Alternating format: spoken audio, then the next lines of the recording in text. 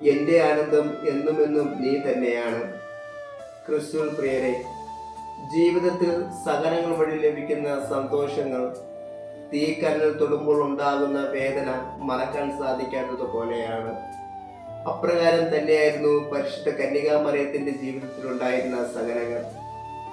എന്ത് മനോഹരമായിട്ട് ലൂക്കയുടെ വിശുദ്ധ സുവിശേഷം 2-ാം അധ്യായം 35-ാം വാക്യത്തിൽ ഇപ്രകാരം പറയുന്നുണ്ട്: നിന്റെ ഹൃദയത്തിലൊരു വാൾ കടക്കുമെന്ന്. സഹനങ്ങൾ ലോകത്തിന്റെ കണ്ണിലൂടെ നോക്കുമ്പോൾ അത് വേദനയായി മാറുമെങ്കിലും ദൈവത്തിന്റെ കണ്ണിലൂടെ നോക്കുമ്പോൾ സഹനങ്ങൾ സന്തോഷവും ഭാഗ്യമാണ്. അപ്രകാരം തന്നെയായിരുന്നു പരിശുദ്ധ കന്യകാമറിയം ദൈവിക സഹനങ്ങൾ ജീവിച്ചത്.